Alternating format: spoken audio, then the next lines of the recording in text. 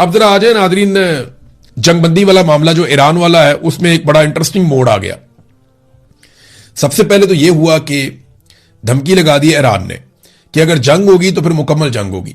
अगर आप किसी एक जगह पे लड़ाई करते हैं तो इसका मतलब यह है कि जंगबंदी की हर तरफ खिलाफ वर्जी। और फिर ईरान ने यह भी धमकी लगाई कि अगर लबनान के अंदर कत्लेआम को ना रोका गया तो हम आबना हुर्मुज के साथ साथ बंद कर देंगे बाब मंदब को भी, तो पूरे इलाके की तिजारत रुक जाती है इससे। लिहाजा डोनाल्ड ट्रंप ने फौरी तौर पे एक्शन लिया और डोनाल्ड ट्रंप ने बाद में ऐलान किया कि क्योंकि ईरान को इस पे बड़े तहफुजात थे तो मेरी नेतन्याहू से बात हुई है जिसमें मैंने उनसे दरखास्त की कि वो बैरूत लबनान पर कोई हमला ना करें। उन्होंने अपने फौजियों को वापस बुला लिया है और उनका शुक्रिया। इस तरह इसराइल उन पर फायरिंग रोकने पर इसराइल ने इत्तफाक कर लिया है। देखते हैं सिलसिला कब तक चलता है, उम्मीद है कि यह हमेशा के लिए होगा। तो डोनाल्ड ट्रंप ने फौरी तौर पर जंगबंदी करवा दी। लेकिन एक्सियस मीडिया जो है उसने एक दावा कर दिया।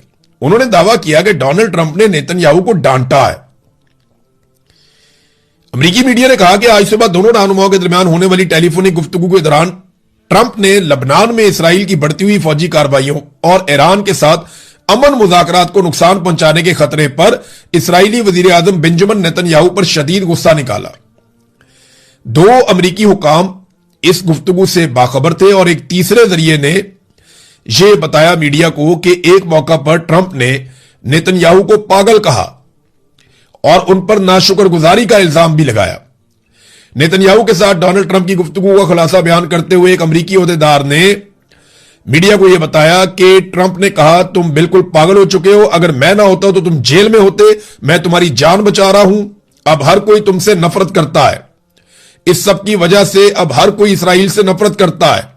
जबकि इस गुफ्तगू से बाखबर एक दूसरे जरिए ने बताया कि ट्रंप शदीद तैश में थे और उन्होंने एक मौका पर नेतन्याहू पर चिल्लाते हुए कहा कि तुम आखिर कर क्या रहे हो।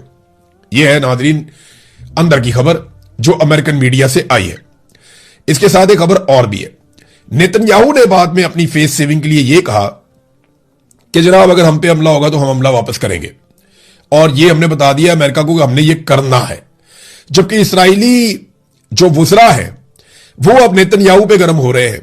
इसराइल के वजीर खजाना ने नेतन्याहू को कहा कि जनाब या तो हम हैं या वो हैं, कोई दरमियानी रास्ता नहीं है, और फलस्तीनी रियासत के तसव्वुर को हम खत्म कर देंगे, दफन कर देंगे।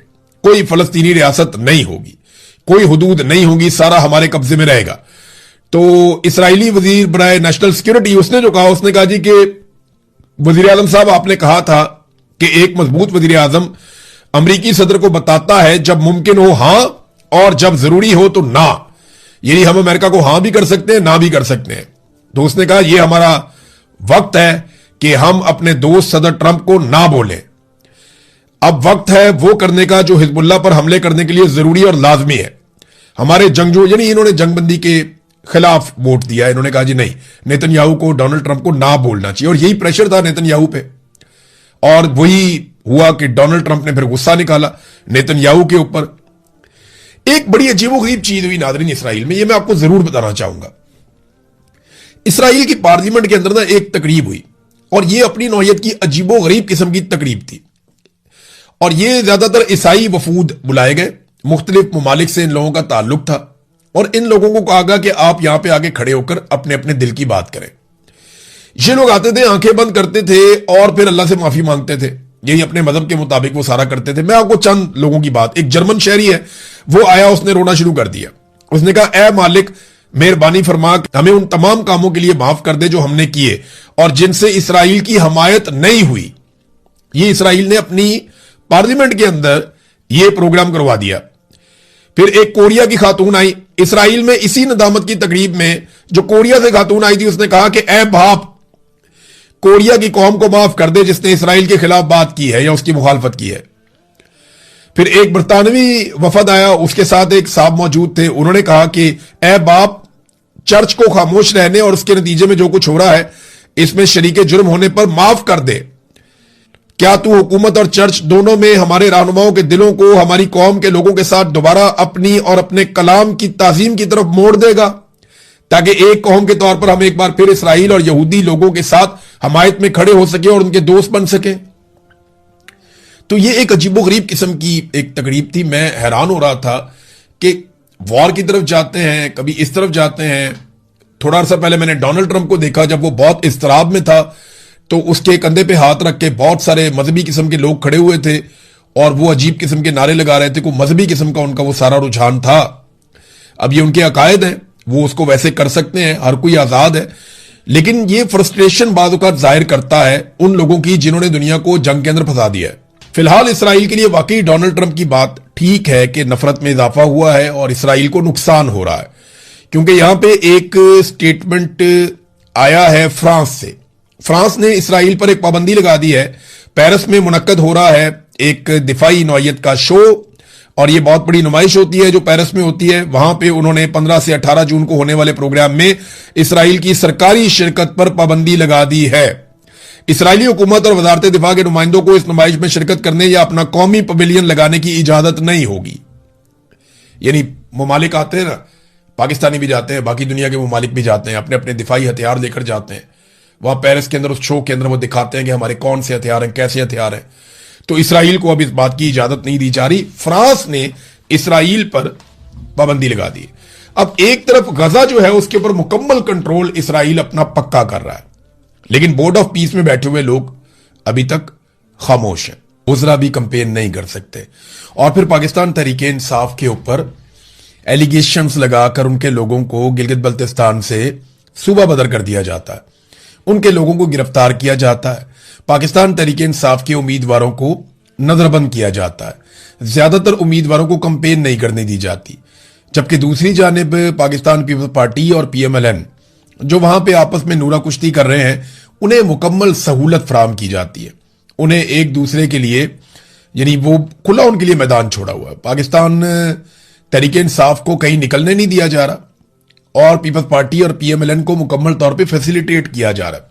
देखिए, अगर अरकान असेंबली पे पाबंदियां हैं और वो इलेक्शन कंपेन नहीं कर सकते, तो फिर नवाज शरीफ साहब ये भी रुकन असेंबली हैं, बिलावल, आसिफा, बहुत सारे और हैं, अता तारड़ है, आबिद शेर अली है, इख्तियार वली खान है और बहुत सारे लोग हैं। ये सारे वहां पहुंचे हुए हैं।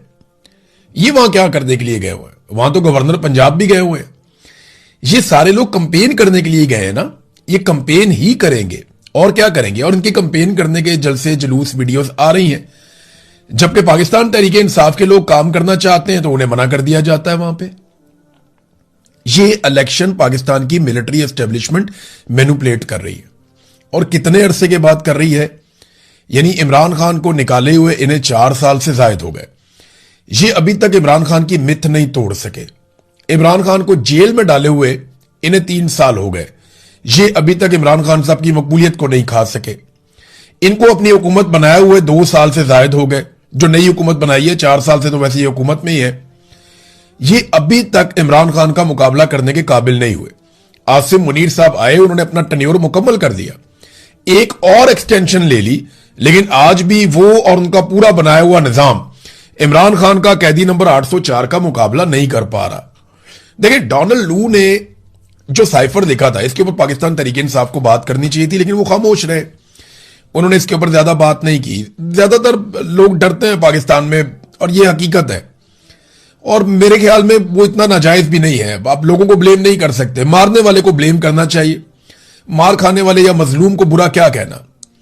लोग बेचारे एक लेवल तक लड़ सकते हैं, अब बंदूक उठा के गोली तो नहीं चला सकते ना। अब बंदूक को इस्तेमाल किया जाता है, लोग टैक्स के पैसे से जो बंदूकें खरीद के देते हैं वही बंदूकें लोगों के ऊपर सीधी की हुई है। तो लोग अब बंदूक उठा के नहीं लड़ रहे, तो इससे फायदा उठाना चाहिए, निजाम को चलने देना चाहिए। या आप इंतजार कर रहे हैं उस वक्त का जब लोग आके सामने खड़े हो जाएंगे और लोग फिर बंदूक की गोली से भी नहीं डरेंगे। और अल्टीमेटली यही होता है, पूरी दुनिया में यही होता है। जब आप जुल्म को एक लेवल से ज्यादा बढ़ा देते हैं फिर वो मिट जाता है। तो पाकिस्तान में ये होना तो है।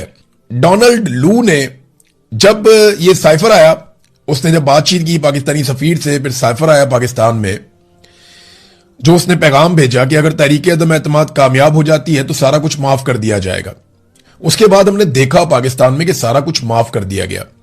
पाकिस्तान की एस्टेब्लिशमेंट ने जुल्म और जबर के पहाड़ तोड़ दिए, हुकूमत गिरा दी, नई हुकूमत बना ली, बंदर बांट की गई, धांधली की गई, 2 नंबरी की गई, जबरी गुमशुदगियां की गई, अदलिया और मीडिया पर पाबंदियां लगा दी गई।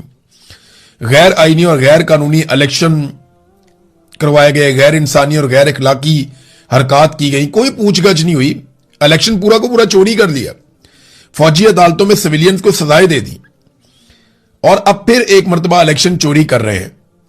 देखिए, कोई बाहर से आगे नहीं रोकेगा, क्योंकि अमेरिका ने कहा था सब कुछ माफ, तो उन्होंने तो सब कुछ माफ कर दिया। और यूरोपीय यूनियन उस वक्त इस सारे कांड के अंदर अमेरिका के साथ शामिल था।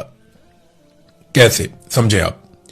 इमरान खान ने एक दफा तो यह कहा था कि हम अमेरिका को अड्डे नहीं देंगे, और इस पे उन्होंने बोला था एब्सोल्युटली नॉट। लेकिन जब यूरोपीय ममालिक की जानिब से खतूत आ रहे थे और इस बात का पाकिस्तान पे दबाव डाला जा रहा था कि पाकिस्तान यूक्रेन और रूस की लड़ाई में यूक्रेन के साथ खड़ा हो जाए, तब इमरान खान साहब ने कहा नहीं, हम न्यूट्रल रहना पसंद करेंगे, हम रूस के या यूक्रेन के दोनों में से किसी के खिलाफ नहीं जा रहे। इंडिया ने भी यही किया, कई अरब ममालिक ने भी यही किया। लेकिन पाकिस्तान का क्योंकि एक ट्रैक रिकॉर्ड है कि हम एक किराए की बंदूक के तौर पे इस्तेमाल होते रहे हैं, लिहाजा यूरोपीय यूनियन बुरा मान गया और इमरान खान ने उनको जवाब दिया था हम कोई गुलाम है। एक तरफ एब्सोल्युटली नॉट था ना, तो दूसरी तरफ था क्या हम कोई गुलाम है। ये यूरोपीय यूनियन को जवाब अच्छा नहीं लगा। उसके बाद अब आप देखें कि यूरोपीय यूनियन ने जो कुछ मर्जी हो जाए पाकिस्तान में, किसी किस्म का एक्शन नहीं लिया। और यह बात पाकिस्तान को याद रखनी चाहिए, हर पाकिस्तानी को याद रखनी चाहिए कि यूरोपीय यूनियन जो छोटी छोटी बातों पे एक्शन लेते हैं, पॉइंट आउट करते हैं, वो पाकिस्तान के संगीन तरीन जराइम के ऊपर भी, मिलिट्री एस्टेब्लिशमेंट के खिलाफ या नाजायज बनाई गई हुकूमत के खिलाफ वो नहीं बोले, बल्कि उन्होंने रिपोर्टें दबाई। और जो रिपोर्टें उन्होंने बाकायदा खुद लिखी, उन्होंने बनाई, वो रिपोर्टें भी मंजरे आम पे नहीं आई। अभी एक यूरोपीय यूनियन की मेंबर हैं, इनका नाम है काजा कैलस। ये एक एस्टोनियन सियासतदान है, ये वजीर आजम भी रही है एस्टोनिया की, पहली खातून वजीर आजम थी, 2021 में बनी थी, 2024 तक ये वजीर आजम रही थी वहां की। तो आजकल ये एक सफारतकार है, इस वक्त यूरोपीय यूनियन की खारजा उमूर और सलामती की पॉलिसी की आला नुमाइंदा है और यूरोपीय कमीशन की नायब सदर के तौर पर खिदमत सर अंजाम दे रही। अब ये पाकिस्तान में पहुंची, इसने शहबाज शरीफ से मुलाकात की, फील्ड मार्शल आसिम मुनीर से मुलाकात की, डार से मुलाकात की और बाकी लोगों से। अब इसने ट्वीट किया, काजा कैलस ने, इसने कहा जी कि पाकिस्तान एक अहम इलाकाई ताकत और यूरोपीय यूनियन के लिए एक अहम शराकतदार है। आज इस्लामाबाद में मैंने यूरोपीय यूनियन और पाकिस्तान के ताल्लुकात को मजीद मजबूत बनाने पर बातचीत के लिए वजीर आजम शहबाज शरीफ और इसहाक डार से मुलाकात की। मैंने रावलपिंडी में GHQ में आर्मी चीफ सैयद आसिम मुनीर से भी मुलाकात की। मैंने अमेरिका और ईरान के दरमियान मुज़ाकरात में सहूलतकारी के हवाले से पाकिस्तान के कलीदी किरदार की तारीफ की। देखिए, जो पाकिस्तान ने रोल प्ले किया वो पाकिस्तान ने प्ले किया। पाकिस्तान का कोई भी आर्मी चीफ होता वो ये कर सकता था और इसके ऊपर पाकिस्तान की तारीफ बनती है और सबको खुले दिल के साथ करनी चाहिए। ये पाकिस्तान की हैसियत है, ये पाकिस्तान की काबिलियत और सलाहियत है कि पाकिस्तान यहां पे ये रोल प्ले कर सकता था और पाकिस्तान ने ये रोल प्ले किया जिस पे हर पाकिस्तानी को फख्र होना चाहिए। लेकिन जो जुल्म पाकिस्तान के अंदर हो रहा है उस पे हर पाकिस्तानी को आवाज भी उठानी चाहिए। तो यूरोपीय यूनियन की ये जो नुमाइंदा है, इन्होंने कहा जी कि एक बड़ी मंडी है, पाकिस्तान की सबसे बड़ी बरामदी मंडी यूरोपीय यूनियन है।